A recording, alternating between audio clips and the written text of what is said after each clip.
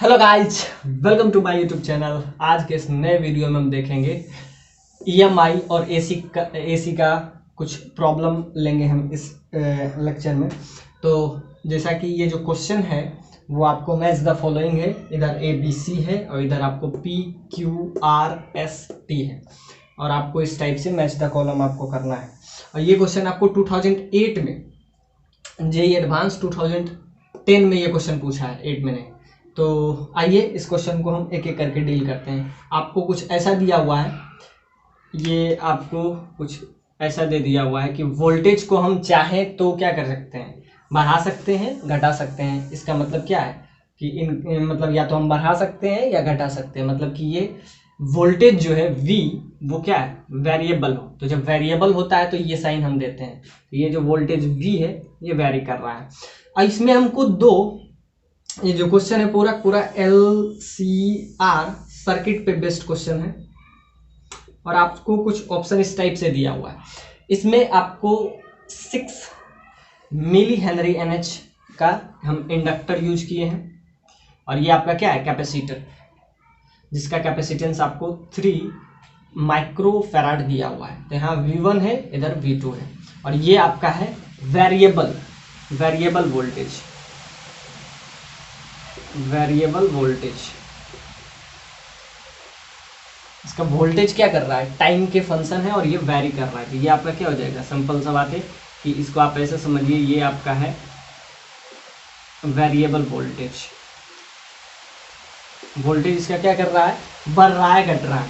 तो first question आपसे first part में कह रहा है कि I is not equal to 0, so V1 is proportional to.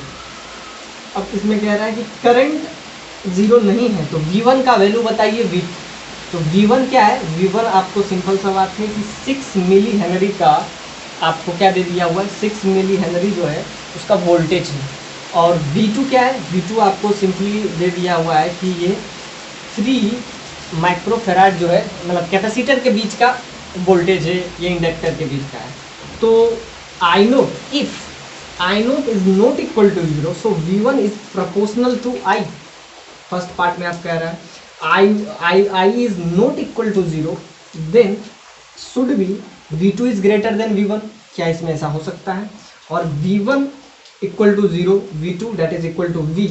अब ध्यान से देखिए, यहाँ पे AC सोर्स के साथ, यानी कि दो में वेरिएबल वोल्टेज है लेकिन बाकी में क्या हम AC सोर्स यूज किए हुए हैं।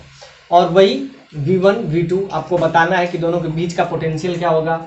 और ये कैपेसिटर है तो वो भी क्या होगा, 3 माइक्रोफैराड, ये भी 3 माइक्रोफैराड। इसमें एक हम क्या यूज किए हैं, रेजिस्टर, जिसका वैल्यू क्या है, 1 kilo ohm. It's very important, 1 kilo ohm. और इसमें हम जो यूज किए हैं वो 6 मिली हेनरी और यहाँ पे रेजिस्टेंस एक यूज किए हैं जिसका वैल्यू आपको 2 ओम दिया हुआ है। तो यहाँ पे हम सारा क्या देखेंगे, वोल्टेज का खेल है, नॉट ए बिग डील। ये क्वेश्चन बहुत बड़ा चैलेंज नहीं है और ये क्वेश्चन आपको IIT 2010 में पूछा है और मैच द कॉलम ये क्वेश्चन है कि आप बताइए कि इधर का ABCD इधर के PQRT से किस टाइप से कर रहा है। कि ये जो है आपका क्या हो जाएगा, DC सोर्स, ये भी आपका हो जाएगा DC सोर्स, ये आपका हो जाएगा AC सोर्स, ये आपका हो जाएगा AC सोर्स, ये आपका हो जाएगा AC सोर्स। तो अगर हम बात करें फर्स्ट DC सोर्स की बात करें तो DC सोर्स में क्या होता है, करंट, अगर हम बात करें DC सोर्स की और अगर वो सर्किट आपका हो LR सर्किट, LC सर्किट, मतलब इंडक्टिव और कैपेसिटिव सर्किट, तो इसमें होगा क्या कि एक टाइम के बाद इसमें बढ़ेगा और बढ़ के ये एक स्टेडी स्टेट पे आएगा। तो जब भी इसमें एक स्टेडी स्टेट आएगा, स्टेडी स्टेट, तो ध्यान से देखिए इस क्वेश्चन को आप समझिए कि जब स्टेडी स्टेट आएगा तो कैपेसिटर में, कैपेसिटर होता क्या है, charge discharge, charging discharging, charging discharging. लेकिन जब ये स्टेडी स्टेट को अटेन कर लेगा तब क्या होगा, इसमें चार्ज का फ्लो यानी करंट जीरो हो जाएगा और ये अपना सर्किट से क्या हो जाएगा, चार्जिंग। कब, जब ये स्टेडी स्टेट में पहुंच जाएगा। तो जब ये स्टेडी स्टेट में पहुंचता है तो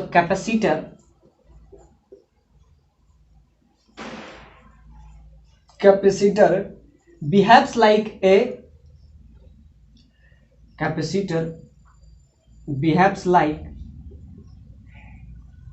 वायर।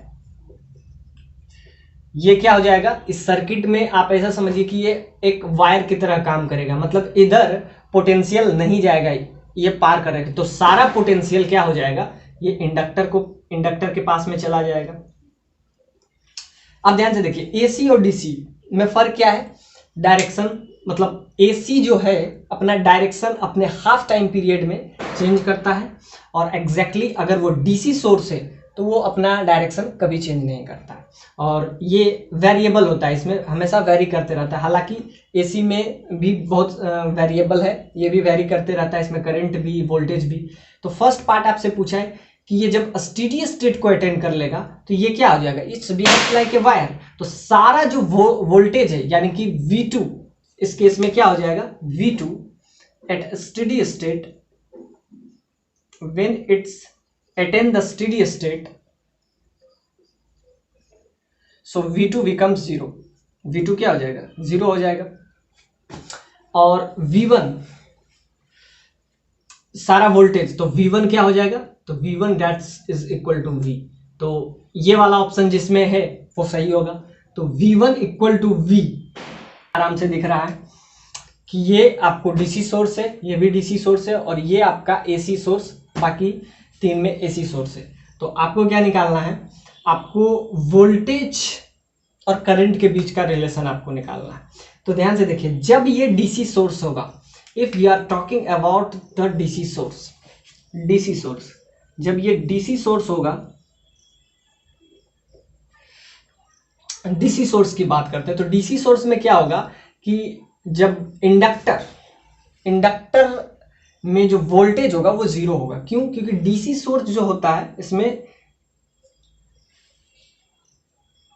अगर हम बात करेंगे डीसी सोर्स की, तो एसी सोर्स की बात तो अब तक हम कर रहे थे, तो उसमें जो आता था -LdI/dt, तो यहां से आपका क्या होता था, ईएमएफ जनरेट होता था। तो जब हम बात कर रहे हैं when we are talking about the DC source, तो डीसी सोर्स में L यानी इंडक्टर के अबाउट वोल्टेज जो होगा वो 0 होगा, यानी V that is equal to 0। क्यों, क्योंकि इसमें DI/dt यहाँ पे क्या हो जाता है, 0 हो जाता है, जिसके वजह से इसमें इंड्यूस्ड ईएमएफ। जब भी हम बात करते हैं एसी सोर्स, तो एसी सोर्स इसलिए है क्योंकि उसमें हर चीज, डायरेक्शन भी चेंज कर रहा है और वैल्यू भी चेंज कर रहा है। तो आपको जब भी हम देते हैं एसी सोर्स, तो एसी सोर्स में डायरेक्शन भी चेंज करता है हाफ टाइम के बाद और उसका अपना वैल्यू भी चेंज करते रहता है। तो जिसकी वजह से उसमें एक इंड्यूस्ड ईएमएफ आता है, जो हम आपको बताते हैं, ये आपका होता है इंड्यूस्ड ईएमएफ। तो इंड्यूस्ड ईएमएफ आता क्यों है, क्योंकि उसके करंट के वजह से, उसमें हम बताए थे म्यूचुअल इंडक्टेंस, सेल्फ इंडक्टेंस। तो करंट जब चेंज करता है तो मैग्नेटिक फील्ड चेंज करता है और मैग्नेटिक फील्ड चेंज करता है तो मैग्नेटिक फ्लक्स चेंज करता है, और अगर मैग्नेटिक फ्लक्स चेंज करता है तब क्या होता है, ईएमएफ जनरेट होता है। लेकिन जब हम बात कर रहे हैं डीसी सोर्स की, तो डीसी सोर्स में तो चेंज हो ही नहीं रहा है ना, क्योंकि ये एसी सोर्स जैसा है नहीं कि इसको टाइम डायरेक्शन भी चेंज करे। तो ये जो है डीसी सोर्स में जब हम बात करते हैं तो इंडक्टर बिहेव्स लाइक ए, सिंपल सा बताए, इंडक्टर जो है इसमें क्या हो जाता है, नलिफाई हो जाता है। तो इंडक्टर को आप यहां से हटा दें, सो इंडक्टर जो है, इंडक्टर का वोल्टेज 0 हो जाता है, क्योंकि इसमें जो ईएमएफ, इंडक्टर का वोल्टेज क्यों 0 होगा, क्योंकि इसमें जो है इंड्यूस्ड करंट, मतलब करंट चेंज कर रहा है और इसमें ईएमएफ इंड्यूस्ड नहीं हो रहा है, यानी induced EMF becomes 0, so voltage of V1 that should be 0।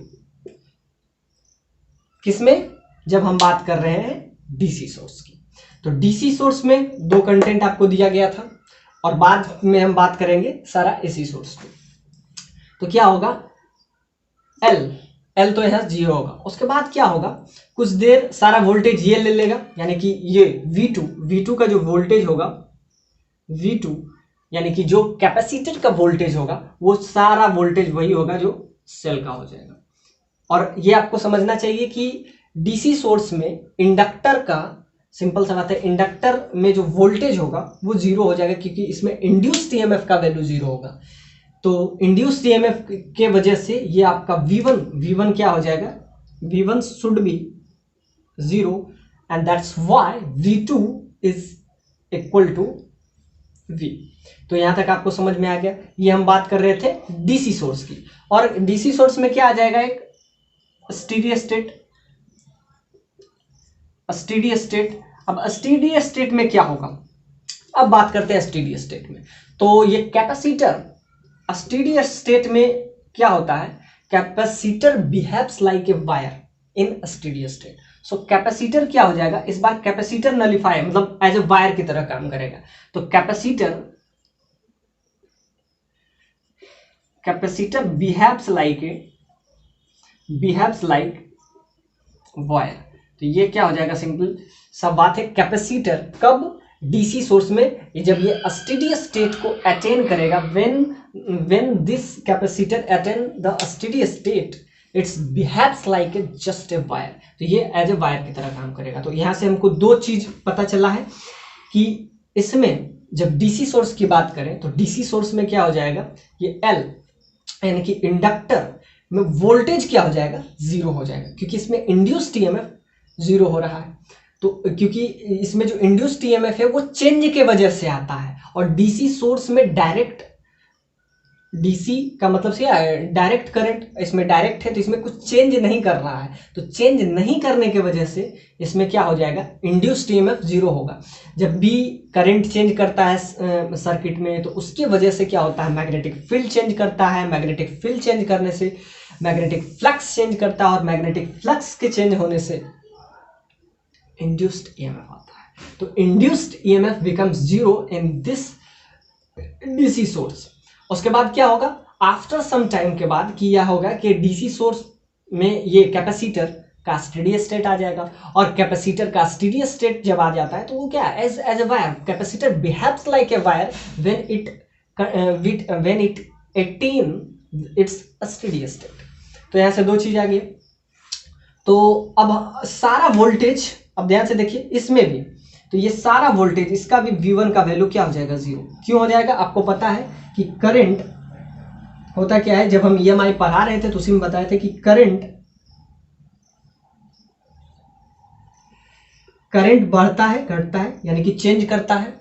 तो इसके वजह से मैग्नेटिक फील्ड चेंज करता है, ये बढ़ता है फिर घटता है। मैग्नेटिक फील्ड चेंज करने से मैग्नेटिक फ्लक्स चेंज करता है।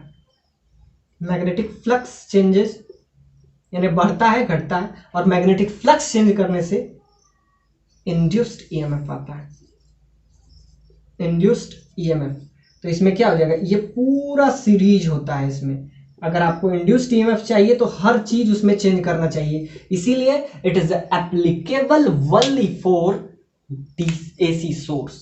तो जब भी हम एसी सोर्स की बात करेंगे तब ये नलिफाई आप नहीं कर सकते हैं, तब इसमें हम क्या कर सकते हैं, V1 नॉट इक्वल टू 0। तो उसके सिचुएशन में जब हम एसी सोर्स की बात करते हैं तो उसमें क्या होता है, उसमें करंट चेंज करते रहता है, करंट चेंज करता है, अपने हाफ टाइम पीरियड में डायरेक्शन भी चेंज करता है। तो जब हम एसी सोर्स की बात करेंगे तब हम क्या करेंगे, इसको नलिफाई नहीं कर सकते। Inductor is not a nullify in this situation when we are talking about the AC source. लेकिन जब हम डीसी सोर्स की बात करते हैं तो क्या हो जाता है, इसमें करंट चेंज ही नहीं कर रहा है, इसमें कोई भी चेंज आएगा तभी तो, चेंज की वजह से ही तो इंड्यूस्ड ईएमएफ आया। तो इंड्यूस्ड ईएमएफ यानी कि इसके केस में भी V1 का वैल्यू 0 हो जाएगा। तो सारा वोल्टेज ये किसको मिल जाएगा, सारा वोल्टेज यानी V2 V की तरफ बिहेव कर जाएगा, यानी कि सारा वोल्टेज ये 2 ओम वाला जो रेजिस्टर है वो क्या ले लेगा। तो इसका क्या हो जाएगा, ये फिर नलिफाई हो जाएगा, यानी कि ये जो इंडक्टर है, इंडक्टर फिर नलिफाई हो जाएगा, और ये जो है 2 ओम का रजिस्टर वो सर्किट के वोल्टेज से काम करेगा। तो अब तक हम बात क्या किए, DC source, we are talking about the DC source. अब हम आते हैं एसी सोर्स। तो एसी सोर्स में आप इसको नलिफाई इस बार नहीं कीजिए, यानी V1 इस केस में और इस केस में, यानी कि R और S के केस में इस बार आप जीरो नहीं कर सकते, क्योंकि अब इसमें करंट चेंज करेगा, करंट के वजह से मैग्नेटिक फील्ड चेंज करेगा, मैग्नेटिक फील्ड के वजह से मैग्नेटिक फ्लक्स चेंज करेगा, and that's why induced EMF, तब इसमें ईएमएफ आएगा। तो क्या होगा, अब एसी सोर्स में भी तो एक स्टेडी स्टेट आएगा ना, तो एसी सोर्स में जब स्टेडी स्टेट आएगा, तो एसी सोर्स में अगर स्टेडी स्टेट आया तो ध्यान से देखिए, यहाँ पे आपका 3 माइक्रोफेराड का कैपेसिटर हम यूज किए हैं। तो जब ये स्टेडी स्टेट को अटेन करेगा, जब हम एसी सोर्स की बात कर रहे हैं, अभी तक तो हम डीसी सोर्स की बात किए, तो उसमें भी ये बिहेव्स लाइक ए वायर, क्योंकि देखिए कैपेसिटर होता क्या है, which means capacitor charge discharge, charging discharging ऐसे होता है। तो after some time interval, after time T, it's behaves like a wire. तो जैसा कि डीसी सोर्स में भी किया है तो एसी सोर्स में भी करेगा। तो ये आपका फर्स्ट पार्ट कह रहा है कि V1 is proportional to I, यानी कि V1 जो होगा, इसके केस में तो होगा नहीं, इसके केस में भी नहीं होगा, तो क्या हो जाएगा, V1 is proportional to I। तो किसके किसके केस में हो सकता है, R के केस में हो सकता है, S के केस में हो सकता है, और P के केस में हो सकता है। अभी कंफर्म नहीं, लेकिन ये दो तो ऑप्शन आपका गया, PQ गया। तो V1 is proportional to I। अब ध्यान से देखिए, सेकंड पॉइंट आपसे क्या कह रहा है कि I not equal to 0, V2 is greater than V1। हो सकता है, क्योंकि V1 अगर 0 है तो V2 उससे ज्यादा ही होगा। इसका क्या मतलब है कि I नॉट इक्वल टू 0 मतलब करंट उसमें फ्लो होना चाहिए, I नॉट इक्वल टू 0 मतलब कि सर्किट में करंट फ्लो हो रहा है, तो V2 is greater than V1, यानी ये हो सकता है। अब ध्यान से देखिए, अब थर्ड पॉइंट पे आते हैं, C, V1 equal to 0 and V2 equal to V, ये कब होगा। तो अभी तक तो हम डीसी की बात कर रहे थे, जब हम एसी की बात करेंगे तो क्या V1 0 होगा, यानी कि potential across the inductor becomes 0। तो पोटेंशियल V1 0 हो रहा है, इस दोनों केस में, P और Q के केस में आराम से हो रहा है, आपको दिख रहा है क्योंकि ये डीसी सोर्स है। और उसके बाद V2 बिकम्स V, यानी कि ये सही है। यानी अब आते हैं डी पॉइंट पे। तो डी पॉइंट आपसे कह रहा है, it says I not equal to 0, यानी करंट इस सर्किट में फ्लो होना चाहिए और V2 is proportional to I। मतलब अब ध्यान से देखिए, V1 और V2 यानी कि A और D दोनों कंटेंट सेम है, बस इसमें V1 is proportional to I, V2 is proportional to I, यानी कि वोल्टेज I के, अब जैसा कि आपको पता है V बराबर IR, तो ये तब होता है जब वो रेजिस्टिव सर्किट होता है, लेकिन इसमें आपका क्या है, LCR सर्किट हो, तो वोल्टेज वो अपने करंट के डायरेक्टली प्रोपोर्शनल होता है। ये तो आपको यहां से क्लियरली दिख रहा है इस रिलेशन से। तो यानी कि जब बात करेंगे A और D की, तो वो कहीं ना कहीं सही लग रहा है, लेकिन अभी हम बात करेंगे एसी सोर्स पे, उसके बाद हम कंक्लूजन पे पहुंचेंगे। तो ये जो क्वेश्चन है बहुत ट्विस्टेड क्वेश्चन है, this is ask JE that is 2010, बहुत कंसेप्चुअल क्वेश्चन है, इसमें बहुत सारा, जब वो PQRS के टर्म में आपसे पूछे तो ये बहुत बढ़िया। 0 और V2 इस केस में क्या हो गया, अप्लाइड वोल्टेज के बराबर हो गया। क्यों, क्योंकि ये सिंपल सा बात है, डीसी सोर्स है, तो इसमें इंडक्टर क्या हो जाएगा, नलिफाई हो जाएगा, और इसमें क्या हो जाएगा, V2 V के बराबर है। तो ऐसा किस ऑप्शन में दिया हुआ है, सी के लिए क्या हो जाएगा, तो सी में दिया हुआ है V1 शुड बी 0, यानी V1 यानी कि इंडक्टर के बीच का पोटेंशियल 0 होगा। क्यों होगा, क्योंकि ये डीसी सोर्स है, इसमें करंट नहीं बढ़ेगा तो मैग्नेटिक फील्ड इंक्रीज नहीं करेगा, इसमें मैग्नेटिक फ्लक्स भी में चेंज नहीं आएगा, जिसकी वजह से इंड्यूस्ड ईएमएफ 0 हो जाएगा, तो ये क्या हो जाएगा, नलिफाई हो जाएगा। तो इसमें इंड्यूस्ड ईएमएफ क्या हो जाएगा, 0 हो जाएगा, जिसके वजह से ये क्या हो, समझिए कि सर्किट से आप इसको हटा दीजिए, मतलब ये काम नहीं करेगा। तो इसके बीच अगर पोटेंशियल की बात करें, किसके बीच में, इंडक्टर के बीच में पोटेंशियल, जब हम डीसी सोर्स की बात, when we are talking about DC source, so potential across the inductor that is 0, that should be 0, और उसके बाद क्या हो जाएगा, सारा पोटेंशियल अगर इधर नहीं गया तो किधर चला जाएगा, इधर चला जाएगा। सो सी के लिए तो V1 इक्वल टू 0, तो ये आपका PQ आ जाएगा। अब ध्यान से देखिए, फर्स्ट पॉइंट आपसे क्या कह रहा है, V1 is proportional to I। अब ये किसके केस में आएगा, V1, तो V1 इज प्रोपोर्शनल टू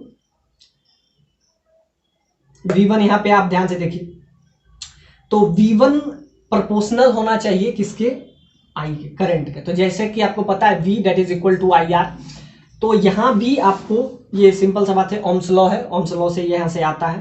तो ओम्स लॉ में क्या है, V that is equal to IR, तो यहां से आपको पता है V is proportional to I, current के प्रोपोर्शनल होता है, लास्ट में इक्वलिटी साइन देते हैं तो यहां से रेजिस्टेंस आ जाता है।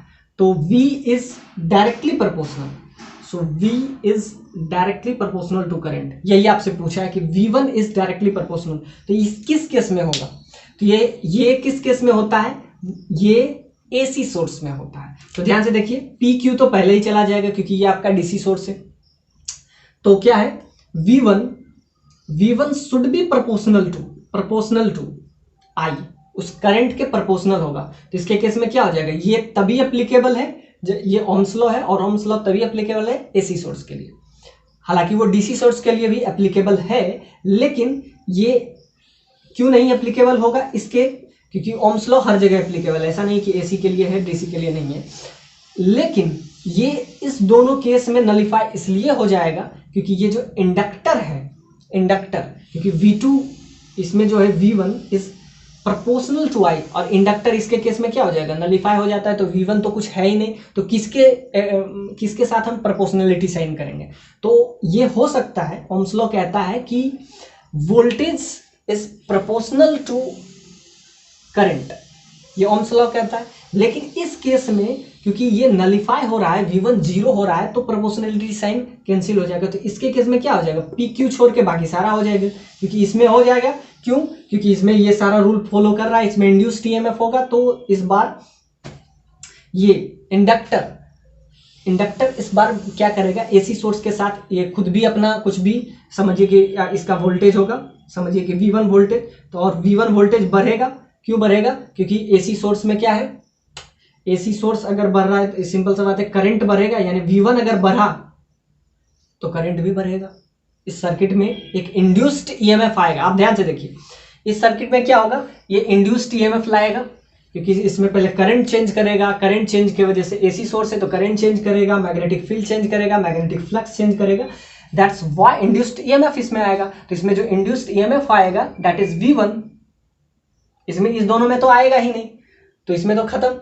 ये जो आ जाएगा V1, तो ये V1 जो इंड्यूस्ड EMF आ रहा है वो क्या हो जाएगा, इसमें जो करंट है उसके डायरेक्टली प्रोपोर्शनल होगा। आप जैसा, अब ध्यान से देखिए, करंट जितना बढ़ेगा, सिंपल सा बात है, इसमें करंट जितना, इस तीनों सोर्स में करंट जितना बढ़ेगा क्या होगा, उसमें मैग्नेटिक फील्ड उतना ही ज्यादा बढ़ेगा। करंट चेंज करेगा तो जिसके वजह से क्या होता है, करंट का ही फंक्शन है, तो करंट जब इसमें बहुत जल्दी चेंज करेगा तो मैग्नेटिक फील्ड बहुत ज्यादा बढ़ेगा, और मैग्नेटिक फील्ड बहुत ज्यादा बढ़ेगा तो मैग्नेटिक फ्लक्स ज्यादा बढ़ेगा, और मैग्नेटिक फ्लक्स ज्यादा बढ़ेगा तो उसमें EMF यानी उसमें जो इंड्यूस्ड EMF होगा वो उतने ही रेट से बढ़ेगा। सो V1 is proportional to V1, इसमें जो V1 है, V1 is proportional to I। कब, जब बात कर रहे हैं हम AC सोर्स की, ये एप्लीकेबल DC सोर्स में नहीं है, क्योंकि DC सोर्स में तो ये काम ही नहीं करेगा, क्योंकि इसमें चेंज नहीं हो रहा है, DC सोर्स में चेंज नहीं होता है। तो क्या हो जाएगा, तो यहां से हम क्या बात किए कि AC सोर्स के लिए, when we are talking about AC source, तो क्या हो जाएगा, जितना तेजी से इसमें करंट बढ़ेगा उतना तेजी से इसमें मैग्नेटिक फील्ड बढ़ेगा, उतना ही तेजी से इसमें क्या, मैग्नेटिक फ्लक्स चेंज करेगा, और ये चेंज नहीं करता, इसीलिए तो इसको कहते हैं डायरेक्ट करंट। इसमें चेंज नहीं होता, ये डायरेक्ट है। और ये AC है, अल्टरनेटिंग करंट, ये अपना डायरेक्शन हमेशा अल्टरनेट, मतलब अल्टरनेट टाइम, मतलब हाफ टाइम पीरियड में हर चीज ये चेंज करते रहता है। इसीलिए इसका साइन भी हम कुछ इस टाइप से लगाते हैं कि ये it's changing with the function of time. But जब हम AC सोर्स की बात करते हैं तो उसमें चेंज होगा, तो V1 should B function of current, यानी कि ये जितना करंट जिस रेट से बढ़ेगा उस रेट से इसमें ईएमएफ इंड्यूस्ड होगा। तो ये फर्स्ट पार्ट तो सही है। तो ये किस में एप्लीकेबल होगा?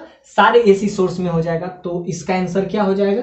इसका आंसर हो जाएगा, सिंपल सा बात है, आर, सिंपल सा बात है, आर एस टी। तो ए के लिए हो जाएगा R S T, R S T, small A लिख लीजिए, तो ये स्मॉल टी। तो ये आपका हो गया फर्स्ट। और सेकंड वाला भी आपका, थर्ड वाला पहले ही क्लियर था कि V1 किस केस में होगा, तो इसके केस में PQ हो जाएगा, PQ, क्योंकि इसी दोनों में ये वोल्टेज नलीफाई हो जाएगा। तो एक कंसेप्ट से सिंपल से बात है, ए भी गया और सी भी गया। अब आपके पास दो ऑप्शन बचता है, बी और डी। तो ये इस कंसेप्ट पे था कि इसमें कोई इंड्यूस्ड ईएमएफ नहीं होगा, तो V1 should B zero, that's why V2 is balance this voltage. तो ये आपका आ गया। तो ए और सी तो आपका आ गया। अब बात करते हैं बी और डी की। अब डी क्या कह रहा है कि V2 की बात कर रहा है, यानी कि इस पे ये वोल्टेज V2, तो V2 की बात कर रहा है और V2 कह रहा है कि V2 is a function of I। तो ओम्स लॉ तो यही कहता है कि वोल्टेज I का प्रोपोर्शनल होता है।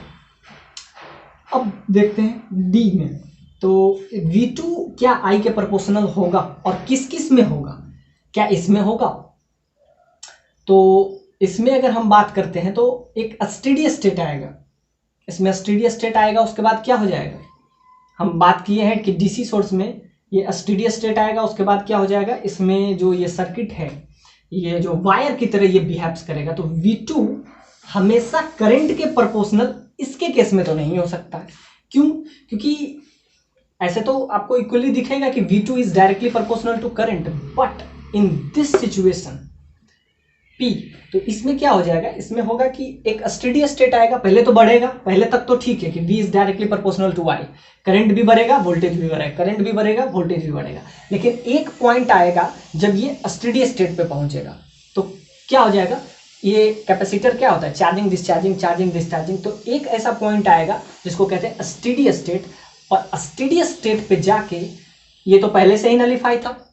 क्यों? क्योंकि इसमें ये चेंज मांगता है, इंडक्टर वांट चेंज, क्योंकि उसमें अगर चेंज नहीं होगा तो ये क्या हो जाएगा? यूजलेस हो जाएगा, आप इसको सर्किट से हटा सकते हैं। तो ये फर्स्ट वाला पॉइंट भी वही कह रहा था कि अगर ये इसमें चेंज कुछ नहीं हुआ तो क्या हो जाएगा? ये इट्स यूजलेस।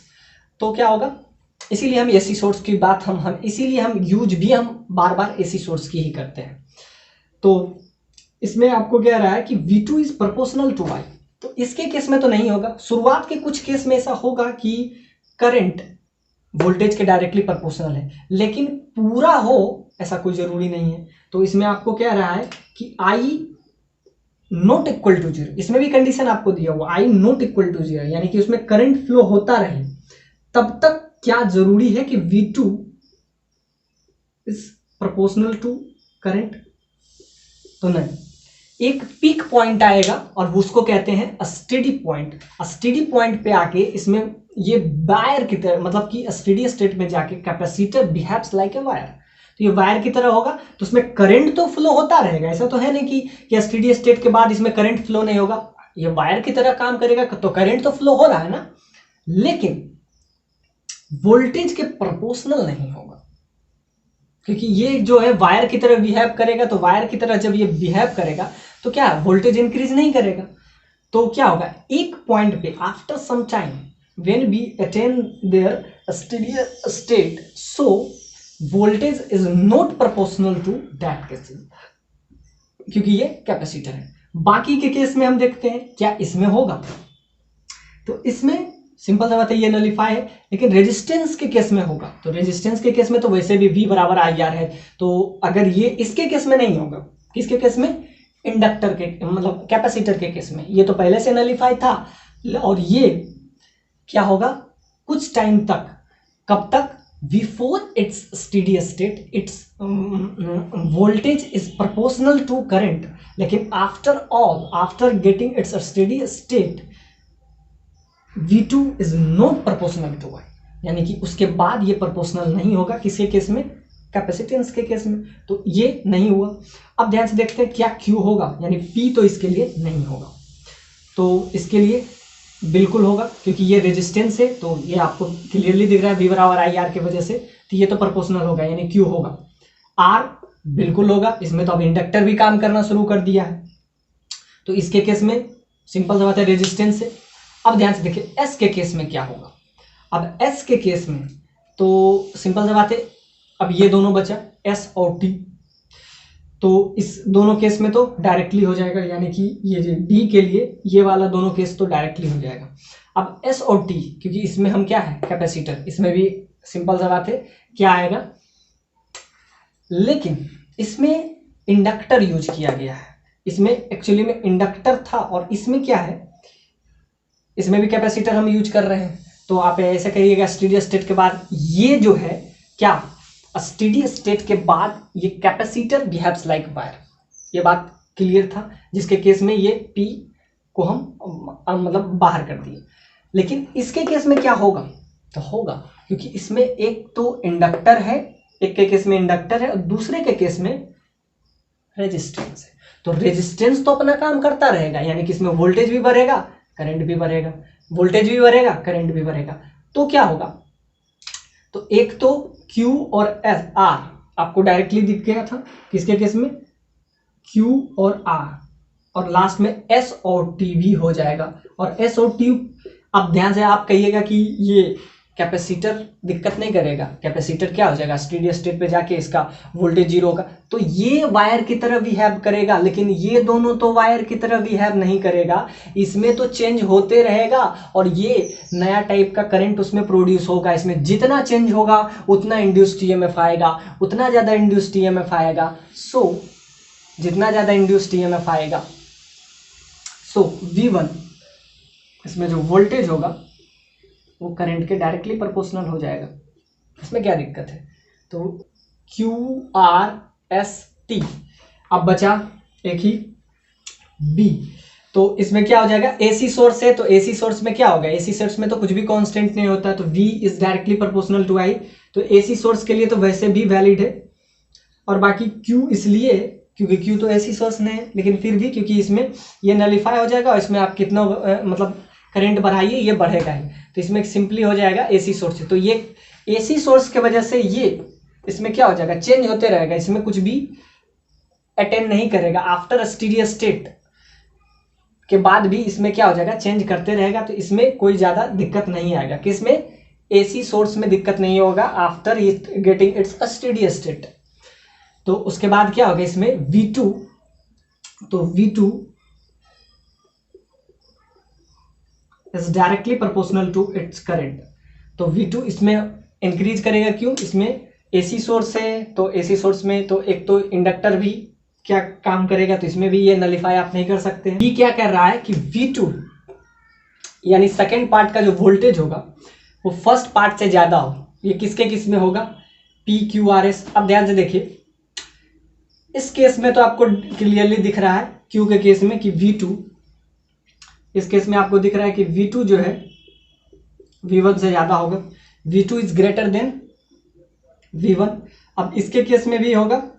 अब ध्यान से देखिए AC सोर्स है, तो इसमें अगर हम देखेंगे तो V2, इसके केस में भी V2 is greater than V1,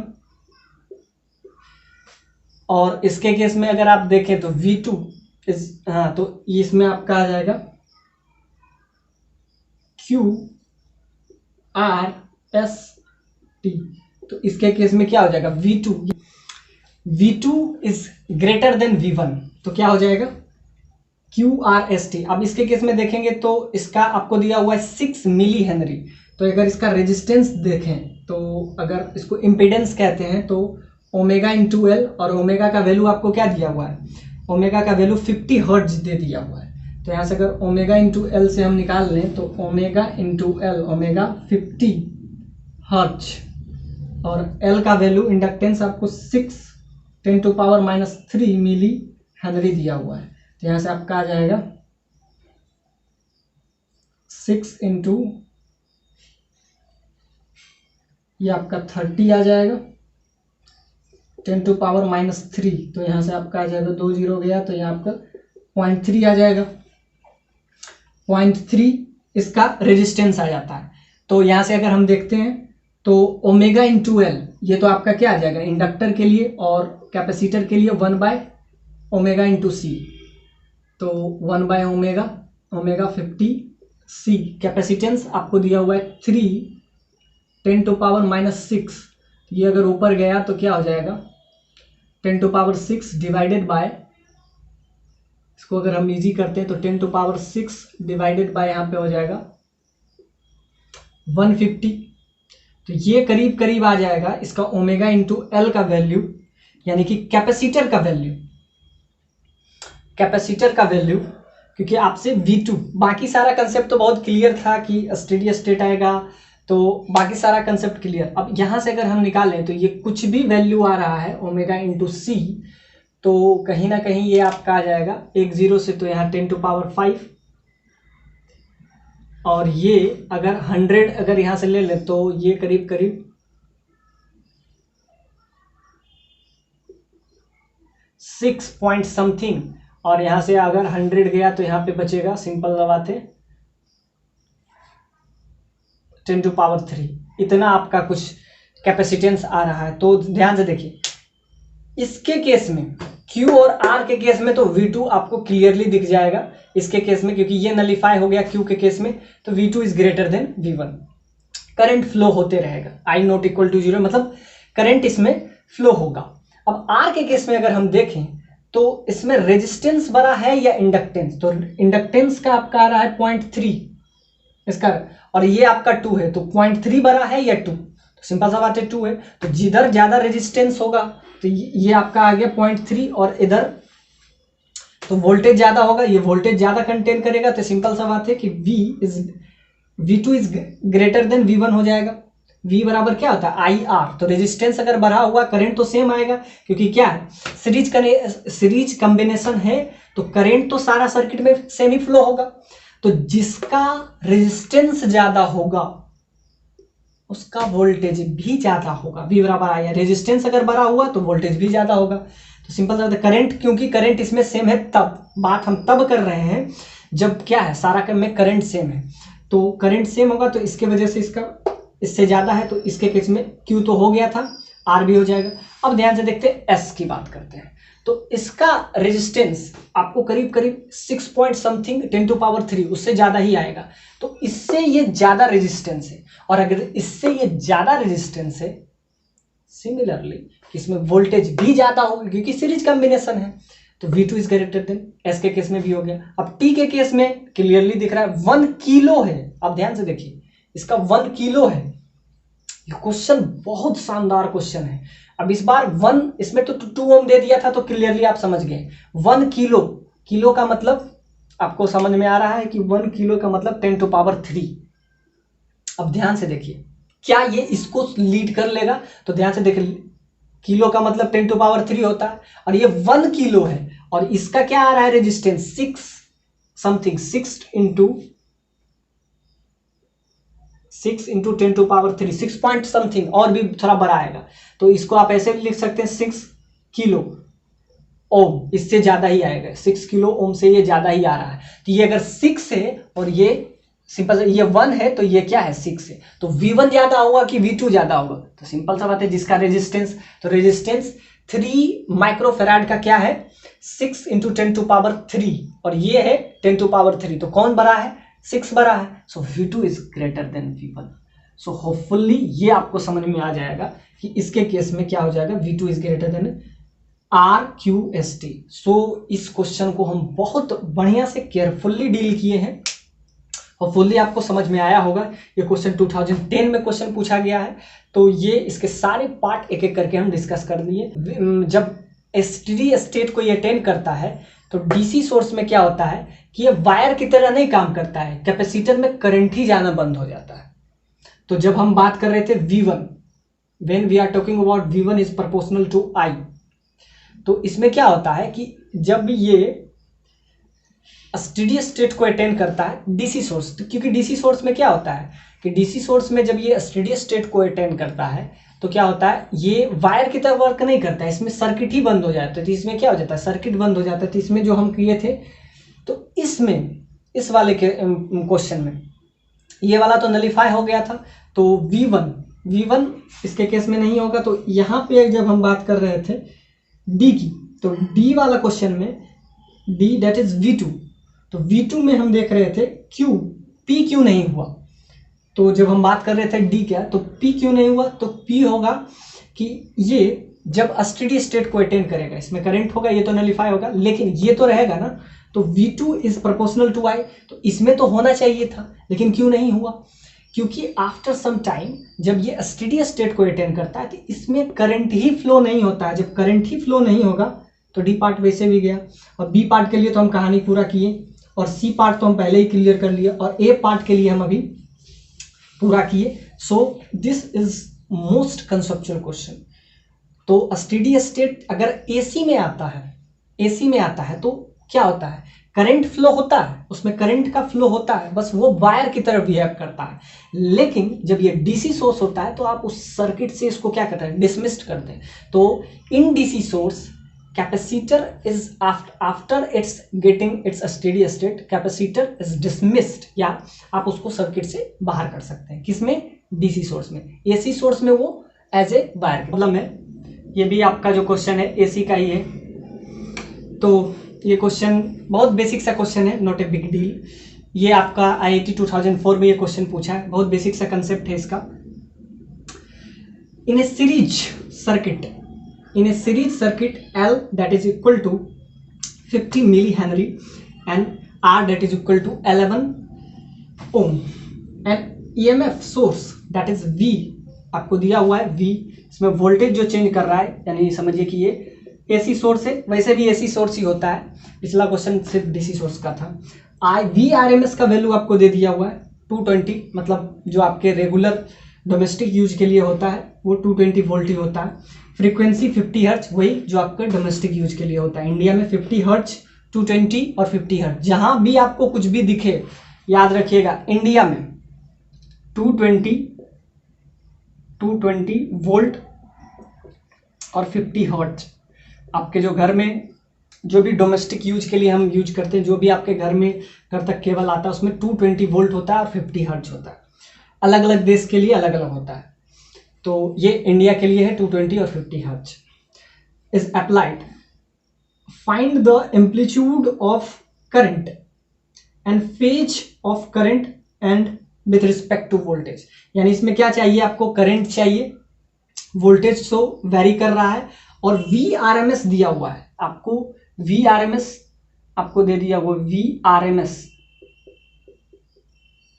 that is equal to 220।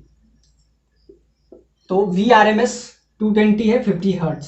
तो आपसे चाहिए इसको एम्पलीट्यूड ऑफ करंट, यानी आपको करंट आपको बताना है, और हाँ उसका फेज बताना है। और फेज किसके रिस्पेक्ट में, विथ रिस्पेक्ट टू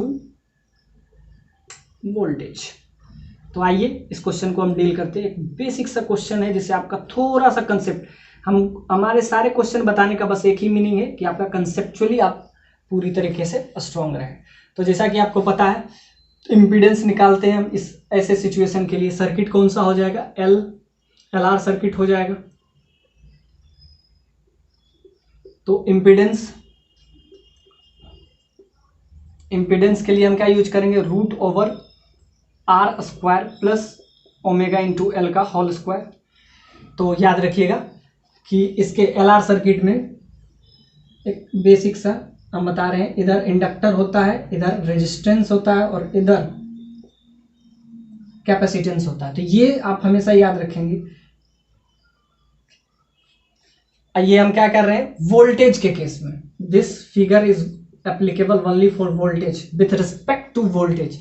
और ये भी आपको विथ रिस्पेक्ट टू वोल्टेज ही बात, और ये हम फिगर तभी बनाते हैं विथ रिस्पेक्ट टू वोल्टेज। तो इंडक्टर, ये इधर इंडक्टर होता है, तो हम बहुत बार बताएं, ये इधर आपका कैपेसिटर होता है, हालांकि इसमें कैपेसिटर नहीं है अगर रहता, और इधर क्या होता है, रेजिस्टर होता है। तो क्या यूज करेंगे, इम्पीडेंस।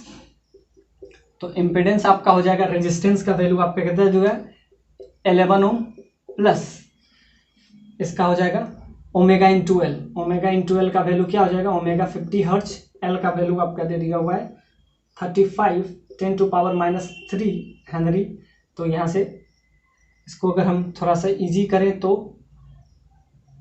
5 5 25 और 2 और 175 और यहाँ पे आपका आ जाएगा 10⁻²। सो दैट इज होपफुली 175 आपका आ जाएगा। तो ये आपका आ जाएगा, इसका स्क्वायर करेंगे तो आ जाएगा 1.75 का होल स्क्वायर। तो ये आपका आ गया, इसका करेंगे तो ये आपका आ जाएगा इम्पीडेंस, जिसको जेड से डिनोट करते हैं। और हम हमेशा यूज करते हैं cos phi, power factor. Power factor यानी cos फाई, यानी यहां से जो एंगल बनता है इसको कहते हैं cos फाई। तो cos फाई हो जाता है R/Z, जेड का वैल्यू आपको पता है, और यहां से हमारा cos फाई का वैल्यू आ जाएगा cos phi, that is power factor. और इम्पीडेंस आ गया तो हमारा क्या आ जाएगा, करंट आ जाएगा।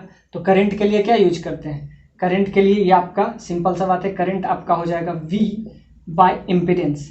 तो V वोल्टेज आपको पता है, VRMS और डिवाइडेड बाय क्या, तो ये आपका आ जाएगा IRMS का value, IRMS that is equal to VRMS divided by Z. Z क्या है, इम्पीडेंस। तो इम्पीडेंस का जो वैल्यू यहां से आया है, बस यहाँ पे वैल्यू क्या कर लेंगे, पुट कर लेंगे, और cos फाई से हमारा क्या आ जाएगा, R/Z से ये पता चलेगा कि इसका फेज डिफरेंस, क्योंकि आपसे ये भी पूछा है कि phase of current with respect to voltage, voltage के बीच में ये जो एंगल बनता है ये इसको कहते हैं फाई, वो कितना बना रहा है एंगल।